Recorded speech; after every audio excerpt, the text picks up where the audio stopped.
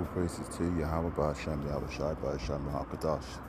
Double honors to the elders and apostles of Great Musa who rule well. We are the real Hebrew Israelites. They are not under a mountain, stuck in the desert, and wandering even for the 40 years, even for more than the 40 years they've wandered. They're not to be found wearing all black and top hats with curly sideways. They're not under a mountain. They're lost. They're lost they were lost in their mind. They had their identity taken from them. Not taken from them, but just their identity hidden from them.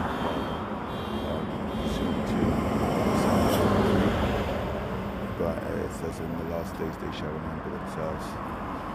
And we are remembering ourselves.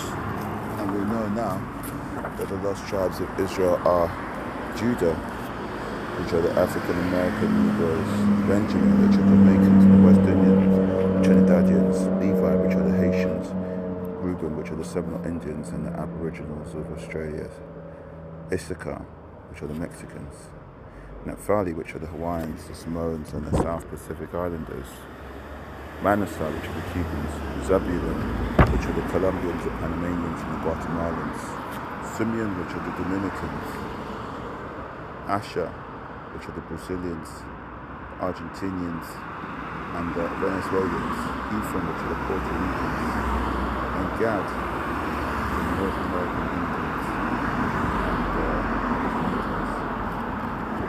So these are the true Hebrews. These are the real people, the real people who were adopted into the covenant. And as Paul says, is a covenant pertaining to the flesh. Let's get that. I think it's in Corinthians, but I can't remember where, so we're going to find out. It's late today because I wasn't able to make Saturday.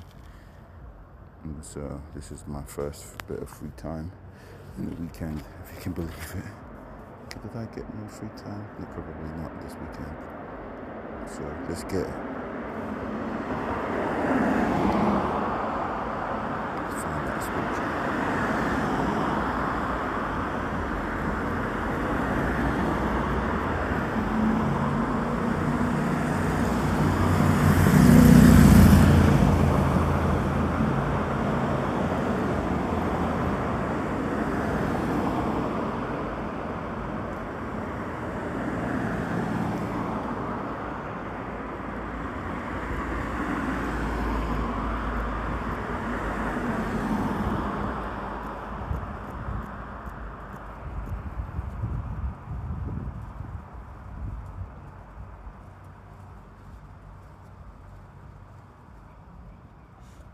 Romans 9:4, this is where I'm getting it.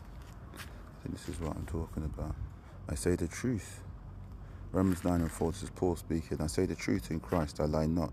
My conscience also beareth me witness in the Holy Ghost, that I have great heaviness and continual sorrow in my heart, for I wish that myself were accursed from Christ for my brethren, my kinsmen according to the flesh.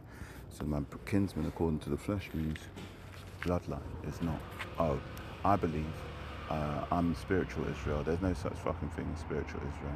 There's Israel, which are the nations that I've read out, and then there's the elect, which have been predetermined, really, from the beginning of the world, or maybe even before that, and that's it. So there's Israel, and there's the chosen, and there's the chosen of the chosen, the creme de la creme, if you like. And it's a fleshly thing. It's not you have to be born into it. It's not against the person who's adopted, if you like. Who are Israelites, to whom pertaineth the adoption and the glory and the covenants and the giving of the law and the service of God. So, we can adopt, we can buy into the covenant. We have to put, This is who the adoption is for. This is who the covenant is for. We can adopt it. We can bring it into our life. That's what I guess adoption means. Let's get that definition. Okay, Google. Okay, Google. Define adoption. Should really get the etymology if you really just, yeah.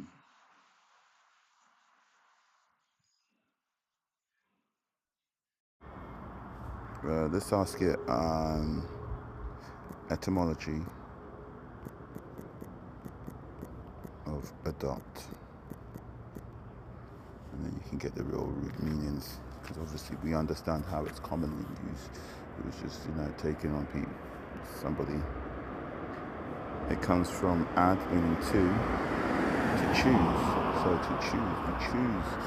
The adoption pertains to the adoption of the covenant that Paul's talking about in Romans 9 is to be choose. We have a choice, right? The Lord gave us this covenant. He said, look, you can either be with it or be without. Deuteronomy 28. You can either be in the covenant and get all these blessings, or be out of it and get all these curses. So it's up to you. Nobody's forcing you. And the same thing happens, should be considered the same with the MOTB, which is going to be the microchip. You don't have to take it. Nobody's going to force you. Nobody forced anybody to take the C19 juicy juice.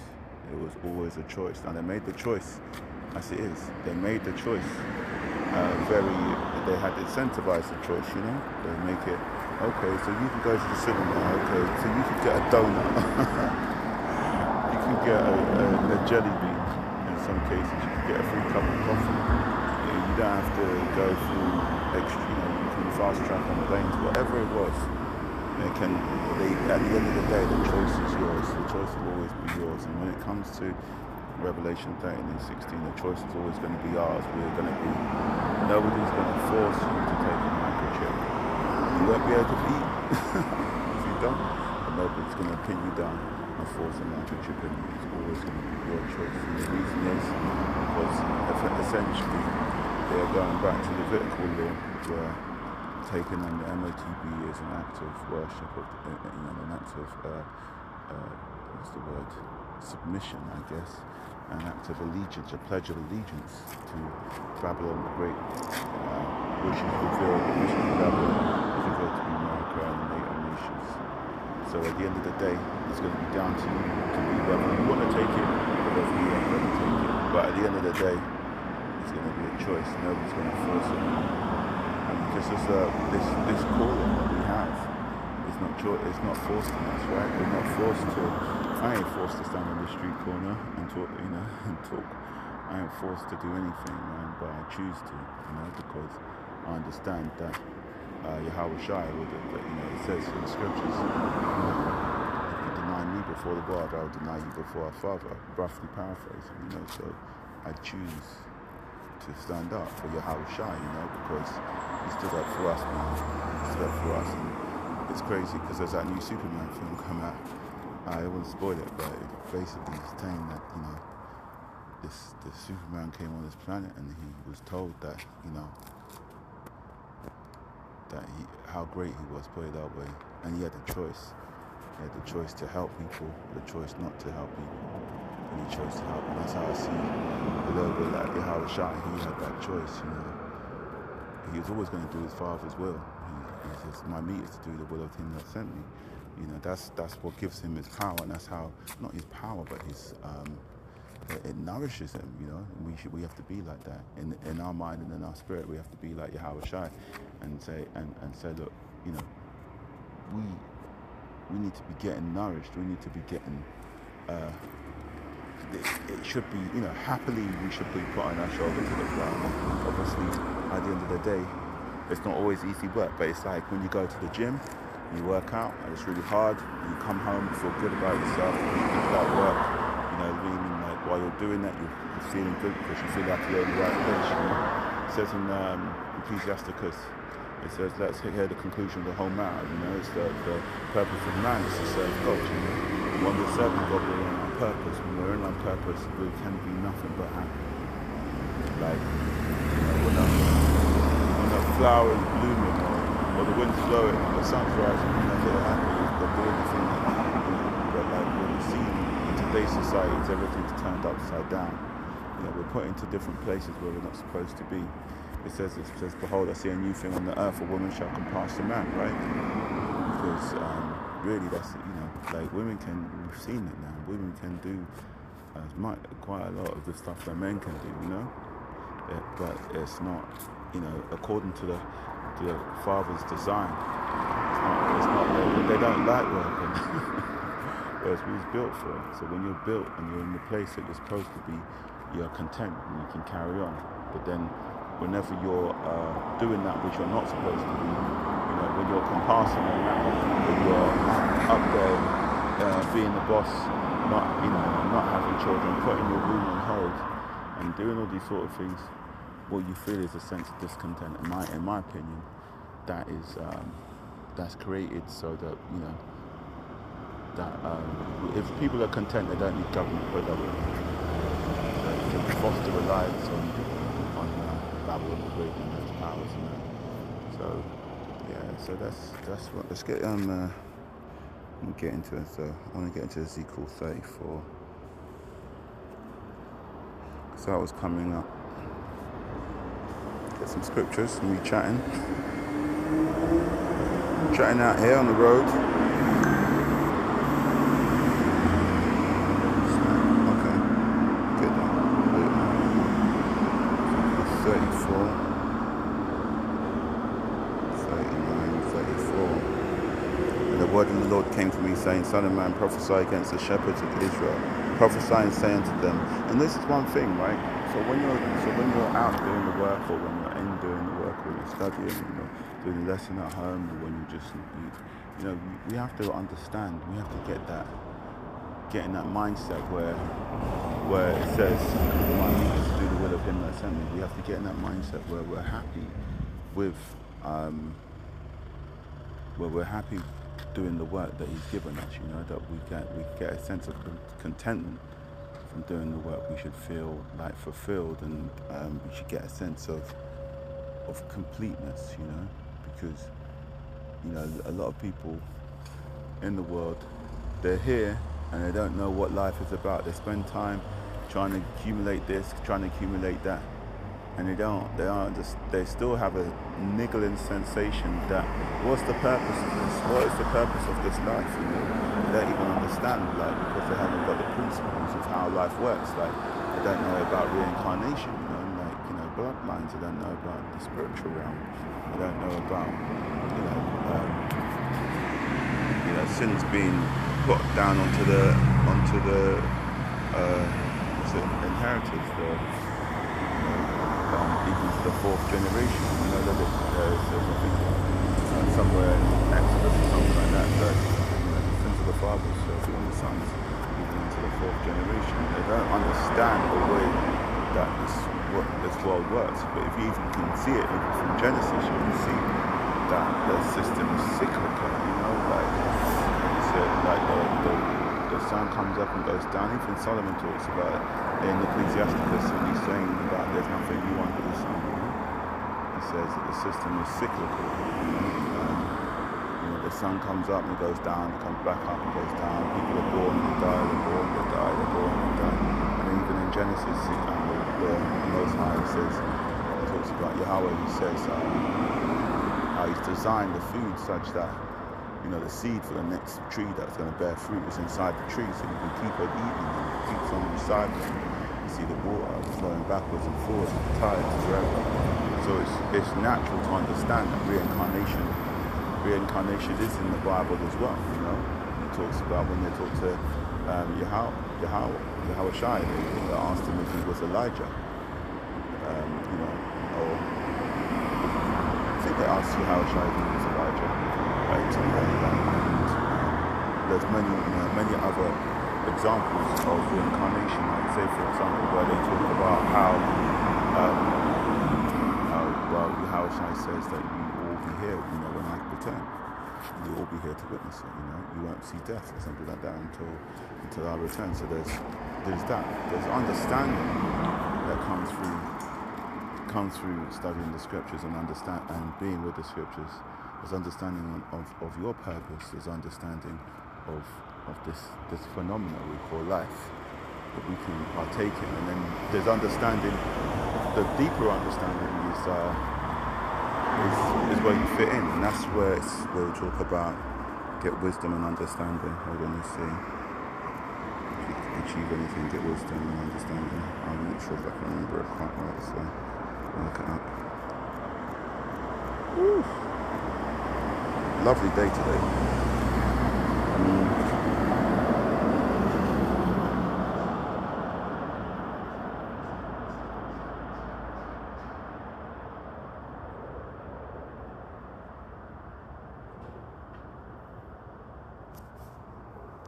I think it's seek wisdom.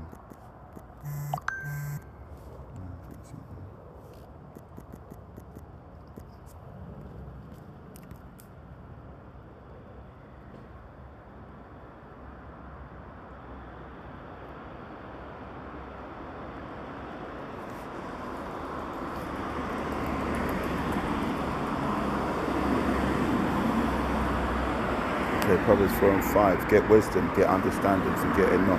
Neither decline from the words of my mouth. So, don't move away from the law, statutes, and commandments that have been told to you. You see that wisdom is the principal thing. Therefore, get wisdom, and with all thy getting, get understanding. So you can't get understanding before you get wisdom. You can't understand how you fit into the big picture before you understand or before you learn how things work. Wisdom is how things work. Understanding is how you fit in what you do. Let's see. 16. How much better is it to get wisdom than gold, and to get understanding rather than to be chosen with silver? So what's the point here? What's the point? You've got all this gold, you've got all this silver, you've got all these riches, but you don't know how to act. You don't know how you fit in. You don't know your purpose. The Lord gave us all a purpose. You see, let's see. I'm going to do a search on the word purpose. I feel like I need to do that. I feel like that's going to come through.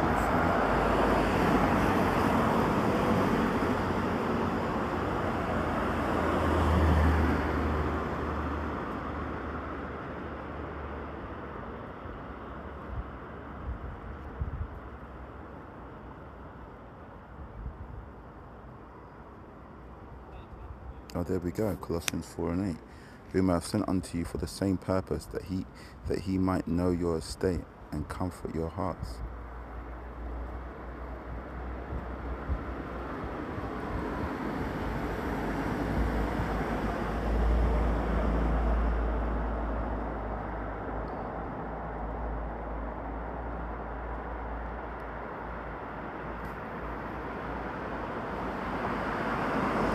Ephesians 1:11 is talk about the elect, in whom we have also we have obtained an inheritance, being predestined according to the purpose of him who worketh all things after the counsel of his own will. So that's it.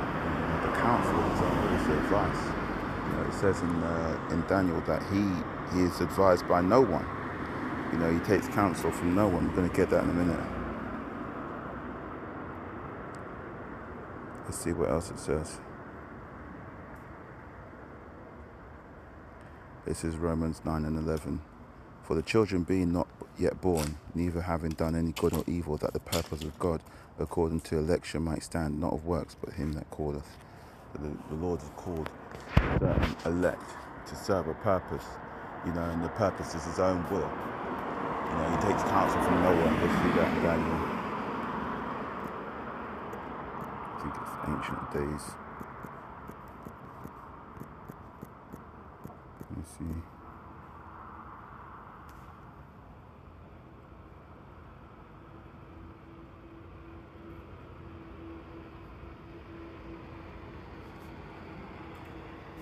Isaiah 46, declaring the end from the beginning and from ancient times the things that are not yet done.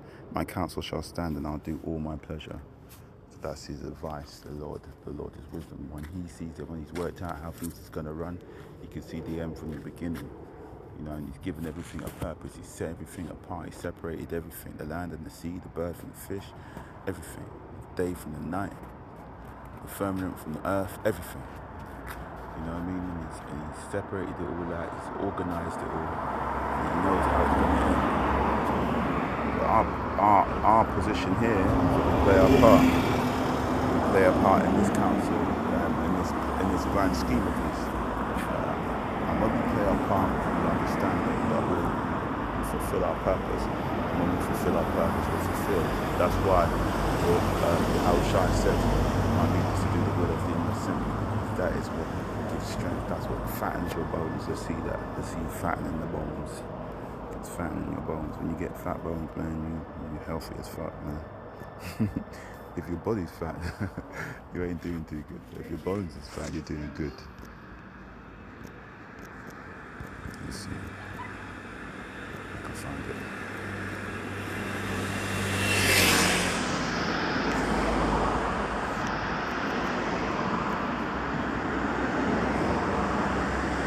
The light of the eyes rejoiceth the heart, and a good report maketh the bones fat.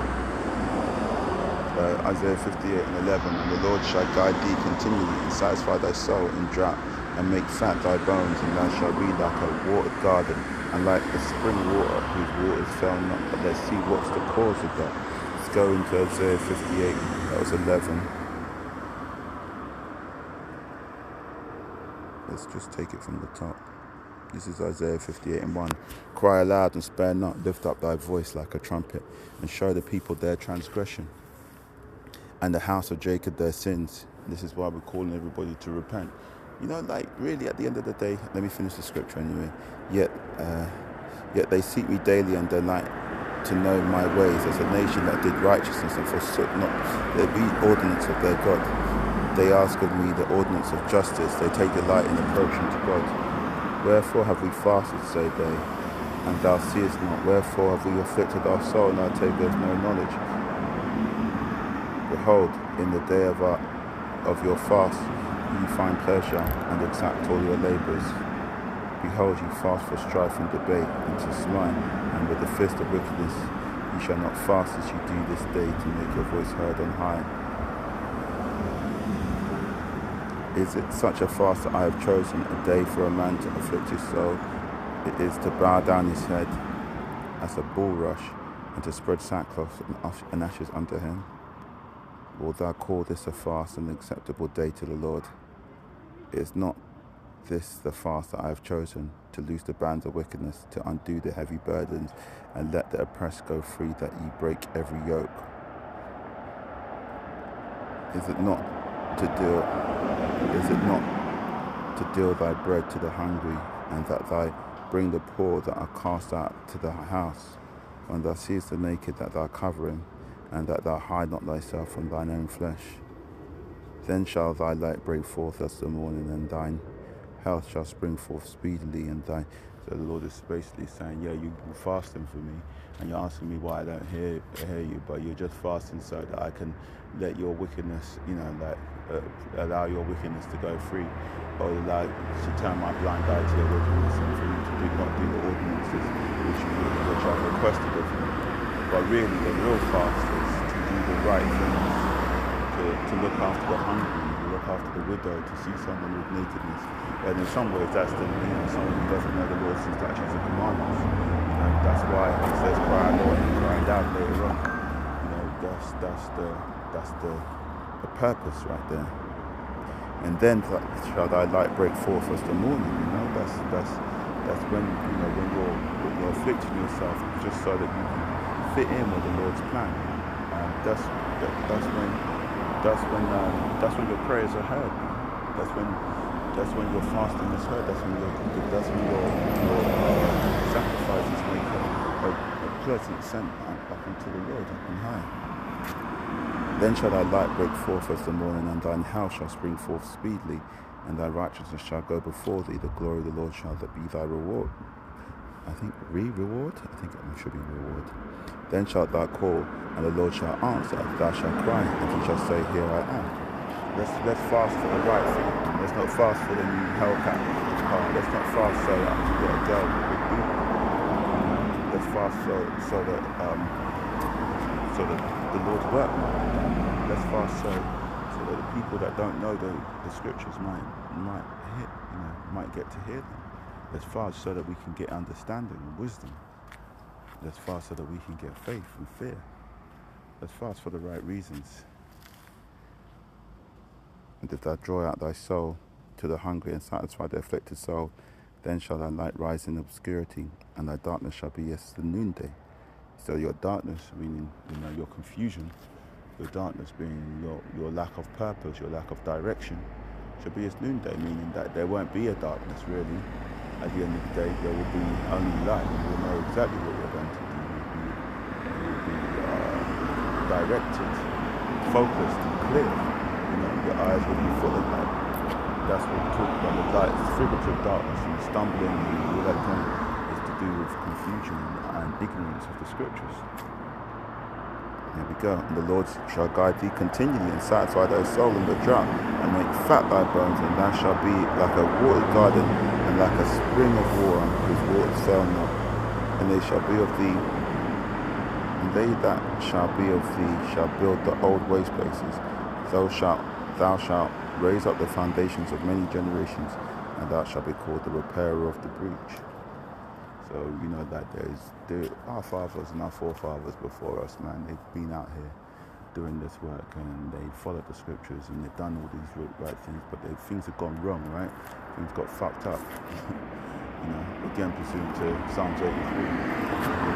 And other reasons, Israel just went off on their own, not just the nations. When the nations saw that we were going off, they helped us, but helped us go off. But Israel went off on their own. At the end of the day, Israel can't complain for what Israel does and what Israel became. Other nations can blame for their part of it, but we can't blame what we became on other nations. All we have to do is follow the scriptures, stick to our Lord, and stay away from Eve, man. Not stay away from Eve, not listen to Eve, not take counsel of Eve, man. Doing taking counsel from Eve, there's no point in doing that, man. But anyway,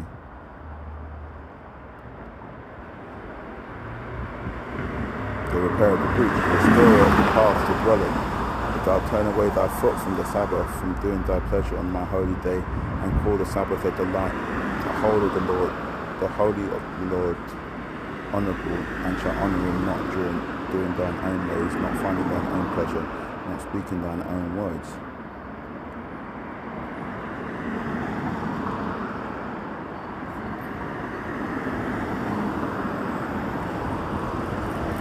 Holy of the Lord, honourable, and shall honour him, not doing thine own ways, not finding thine own pleasure, not speaking thine own words, then shalt thou delight thyself in the Lord. So this is a big thing, man. The Sabbath is a big thing, man. And I did a lesson really recently about the Sabbath, just talking about how I just leaned into the Sabbath a little bit harder, man. I just kind of rested more to that day. I didn't really fast on the Sabbath, but I tried not to cook. I had to cook a little bit, but I tried not to cook on that Sabbath. And what else did I do? I just rested a lot and read the scriptures. If I was putting on the YouTube, it had to be the scriptures. If I was reading, it had to be sound scriptural. You know what I mean? If I was watching something on television, because I didn't stop myself from watching television, but it had to be. I was trying to watch Ptolemy, the last days of Ptolemy the Great or whatever. And just trying to read, so it had to be relevant, man. You know what I mean? And I had the most restful, resetting, focused Sabbath that I'd had for a long time. So yeah. Then shalt thou delight thyself in the Lord, and I will cause thee to rise up on the high places of the earth, and feed thee with the heritage of Jacob thy father, for the mouth of the Lord has spoken it. So, and it goes on. But basically, at the end of the day, the Lord's going to do what Lord's going to do. And we just got to fit in with that plan, man. Don't take counsel from no one. See, Daniel, see if I can get that one about him taking counsel from no one. His counsel is the counsel of the Lord shall stand. His plan shall stand. The way things are going to run, it's going to end up running the way He wants it to run, and that's going to be it. That's it. That's a wrap. It's for us to get into it. And when we get into it, when we really lean into it, and we allow ourselves to lean into it, when our meat becomes to do the will of the Lord, when our nourishment, when we allow ourselves to be nourished from that, like when we feel ourselves getting, like,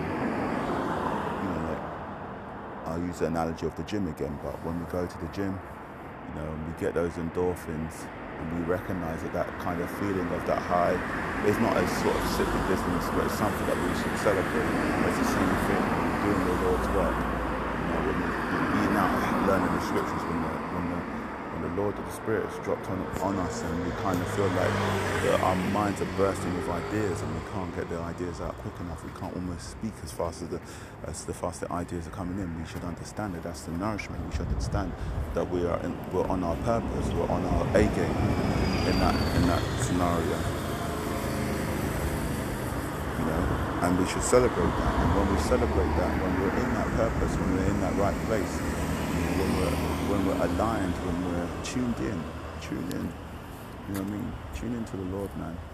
When we're tuned in, then what we find is that everything goes right. When we cry out to the Lord in that sense, not when we're crying out for the new Hellcat or the new pair of Jordans or the big baby. When we're crying out like because we are aligned. Then then you can call on yahawashi, man. Then your voice is heard. When you're there, like, oh Lord, please, I want to keep my job. You know what I mean? Like, you're on the wrong channel, man. Like, get off the line, man. That's the say. You're in the wrong chat room, bro. Ain't relevant, you know what I mean? So. It's getting dark here, so I'm going to read a few more scriptures and then I'm going to wrap it up. But yeah, man, it's been good. A little nighttime one. Thinking I was going to get picked up, but at the end of the day, the Lord's will has got to be done first, man. For the rest, let's see. Did I finish Ezekiel 34?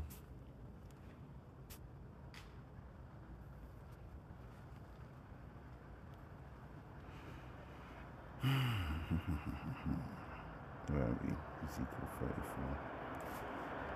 34. Boy, at the end of the day, standing on roads ain't easy, but it just gotta be done, bro.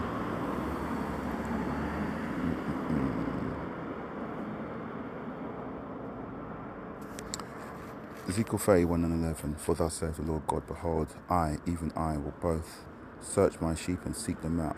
As a shepherd seeketh out his flock in the day that he is among his sheep that are scattered, so will I seek out my sheep and deliver them out of all places where they have been scattered in the cloudy and the dark day.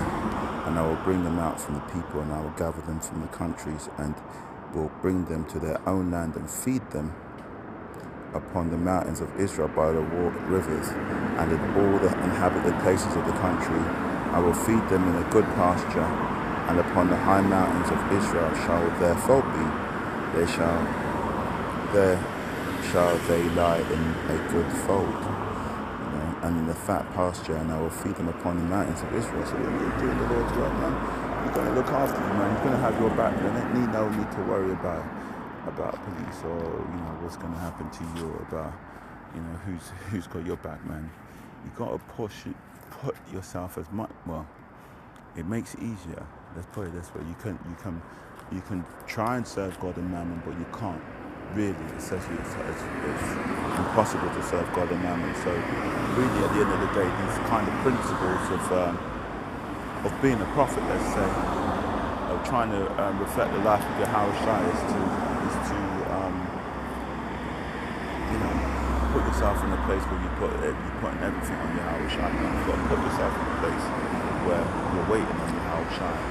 You put yourself in a place where if you lost everything tomorrow, you ain't put 5 years into building the perfect house you're really proud of, for your Bugatti that you're loving so hard that you love, that you can't turn your back on it and turn around and just give everything up, man. It says, if you go back to the parable, I think yahawashi said to one of the people, the rich man, I think, He said, the Lord said, how do I get into the kingdom of heaven? He said, sell you have and come and follow me. And he couldn't do it, because those hooks, man, those tendrils, those connections that he had to the world was too much. So we have to really do our best to make sure that that we can't, there's nothing wrong with having money, man. There ain't nothing wrong with having money, but it says in the scriptures that the love of money is the root of all evil. It's the love, so we ain't really fall in love with money, but we ain't really meant to fall in love with possessions and anything that's coming out of Babylon, all this mammon. You can't serve two masters, man. It says in the scriptures, no man can serve two masters. You hate one and love the other. Let's get it.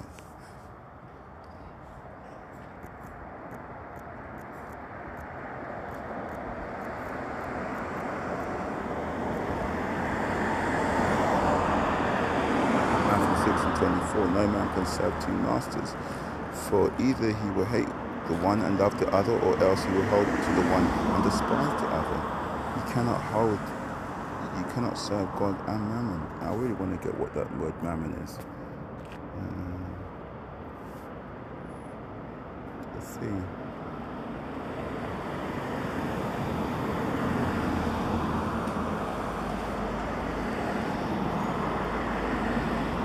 So you're either gonna try and serve two masters. You're trying to serve two masters, but really secretly hate one and making you do that shit.